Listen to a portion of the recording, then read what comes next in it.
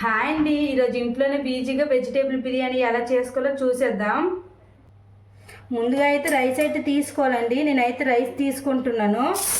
ఇదైతే పావు గ్లాస్ అండి. గ్లాస్ బట్టి అయితే నేను తీసుకుంటున్నాను. ఏదైనా మీరు కొలతగా తీసుకోండి.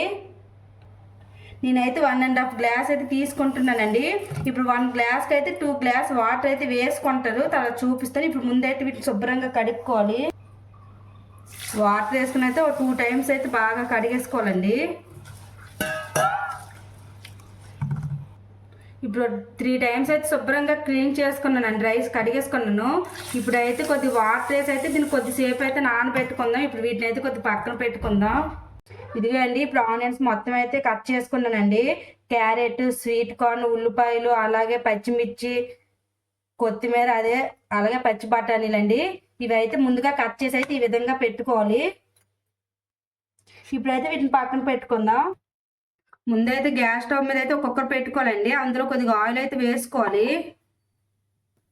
ఆయిల్ కొద్దిగా హీట్ ఎక్కాక జీడిపప్పులు అయితే వేసుకోవాలండి. అంటే ఆయిల్ కొద్దిగా వేడిగా అవ్వాలి. తర్వాత జీడిపప్పులు వేసుకోవాలి. ఇవి లైట్గా ఈ విధంగా గోల్డెన్ కలర్ వచ్చినంత వరకు అయితే ఫ్రై చేసుకోవాలండి. ఇప్పుడైతే వీటిని తీసేసి పక్కన పెట్టుకుందాం. ఇప్పుడు వీటిలోకి అయితే బిర్యానీ మసాలా వేసుకోవాలండి. ఆకు, చెక్క, లవంగి, యాలకులు అన్ని మీ దగ్గర ఏముంటే అవి వేసుకుని అయితే ఫ్రై చేసుకోవాలి. కొద్దిగా బాగా ఫ్రై అయ్యాకైతే ఉల్లిపాయలు అయితే వేసుకోవాలండి. ఉల్లిపాయలు అయితే ఒక 2 తీసుకోవాలి. పెద్ద సైజులో అయితే, చిన్న సైజులో అయితే ఒక 3 తీసుకుంటే సరిపోతుందండి చిన్న సైజులో. అలాగే ఒక 4 పచ్చిమిర్చి అయితే తీసుకోవాలండి. ఒక 4 తీసుకున్నా. వీటిని కూడా గోల్డెన్ కలర్ వచ్చినంత వరకు అయితే ఫ్రై చేసుకోవాలి. ఈ విధంగా లైట్ గోల్డెన్ కలర్ వచ్చినంత వరకు అయితే ఫ్రై చేసుకోవాలండి. ఇప్పుడైతే ఒక క్యారెట్ అయితే వేసుకోవాలి. వేసుకొని అయితే వీటిని కూడా కలుపుకోవాలి. ఒక 1 మినిట్ చాలండి ఫ్రై అయితే. 1 మినిట్ తర్వాత కొద్దిగా స్వీట్ కార్న్ పిక్కలు అయితే వేసుకోవాలి. అలాగే కొద్దిగా పచ్చి బఠానీలు అయితే వేసుకోవాలండి. పచ్చి బఠానీలు వేసుకుని అయితే వీటిని లైట్గా వేపుకుందాం. ఇదండి, లైట్గా ఫ్రై చేసుకోవాలి ఆనియన్స్ అన్ని. ఇప్పుడు కొద్దిగా అల్లం వెల్లుల్లి పేస్ట్ అయితే వేసుకుని అయితే ఫ్రై చేసుకుంటున్నాను.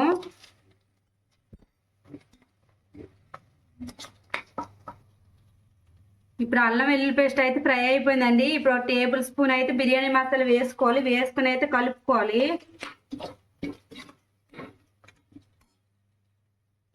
అలాగే ఇప్పుడు కొద్దిగా కొత్తిమీర అయితే వేసుకోవాలండి. వేసుకుని అయితే వీటిని కూడా బాగా కలుపుకోవాలి. తాలింపులోనే కొత్తిమీర వేసుకుంటే మంచి స్మెల్ అయితే వస్తుంది. అందుకే నేను తాలింపులోనే వేసుకుంటాను. ఇప్పుడైతే ఇందులో ఒక 1/2 టేబుల్ స్పూన్ అయితే సాల్ట్ అయితే వేసుకోవాలండి. వేసుకుని అయితే కలుపుకోవాలి. ఎక్కువ వద్దు, కొద్దిగా వేసుకోండి. మళ్ళీ తర్వాత వాటర్ వేసుకున్న తర్వాత అయితే వేసుకుందాం. లాస్ట్లో అయితే కొద్దిగా పెరుగు వేసుకోవాలండి. చాలా బాగుంటుంది. పెరుగు వేసుకున్నా పర్వాలేదు, లేకపోయినా పర్వాలేదు. నా దగ్గర ఉందండి, కొద్దిగా వేసుకుంటున్నాను. వేసుకుని అయితే వీటిని బాగా కొద్దిగా ఫ్రై అయినంత వరకు అయితే ఉంచుకోవాలి. చూసారు, ఆయిల్ మొత్తం ఈ విధంగా సపరేట్ అయినప్పుడు కొద్దిగా మిల్లి మేకర్ అయితే వేసుకోవాలండి. వేసి అయితే కలుపుకోవాలి. ఇప్పుడు మనం ఏ గ్లాస్తో అయితే రైస్ తీసుకున్నామో ఆ గ్లాస్తో అయితే వాటర్ తీసుకోవాలి. నేను 1.5 గ్లాస్ అయితే రైస్ తీసుకున్నానండి. అంటే 1.5 గ్లాస్ అయితే రైస్ తీసుకున్నా. అందుకే 3 గ్లాసెస్ అయితే వాటర్ వేసుకుంటున్నాను. ఇప్పుడైతే వీటిని ఒకసారి కలుపుకుందామండి. ఇప్పుడైతే టేస్ట్ చూసుకుని అయితే సాల్ట్ నేనైతే 2 టేబుల్ స్పూన్ అయితే సాల్ట్ వేసుకుంటున్నా. ఇప్పుడు వాటర్ మొత్తం బాయిల్ అయినంత వరకు అయితే ఉంచుకోవాలండి. అంటే మరి కొద్ది వాటర్ మరగల అంతవరకు అయితే ఉంచుకుందాం. హై ఫ్లేమ్లో అయితే పెట్టుకోవాలి. ఇదిగండి, వాటర్ అయితే ఈ విధంగా బాయిల్ అవ్వాలి. ఇప్పుడైతే ముందు కడిగేసి పెట్టుకున్నాం కదా రైస్, ఆ రైస్ అయితే వేసుకుందాం ఇందులో కొద్దిగా.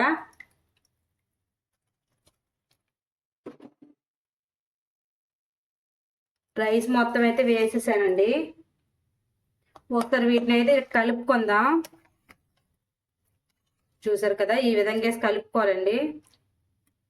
ఇప్పుడు ఇందులోకి జీడిపప్పులు అయితే వేసుకోవాలి. వాటర్ వేసుకున్న తర్వాత వేసుకోవాలండి, ముందు వేసుకోకూడదు.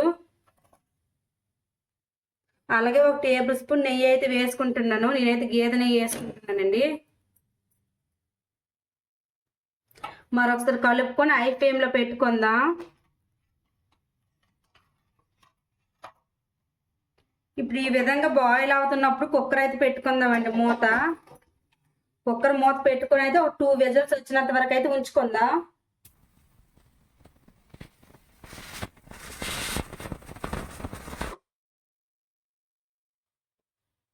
ఒక విజిల్ అయితే వచ్చిందండి. రెండో విజిల్కి అయితే లో ఫ్లేమ్లో పెట్టుకోవాలి గ్యాస్. ఫస్ట్ విజిల్కి అయితే హై ఫ్లేమ్లో పెట్టు.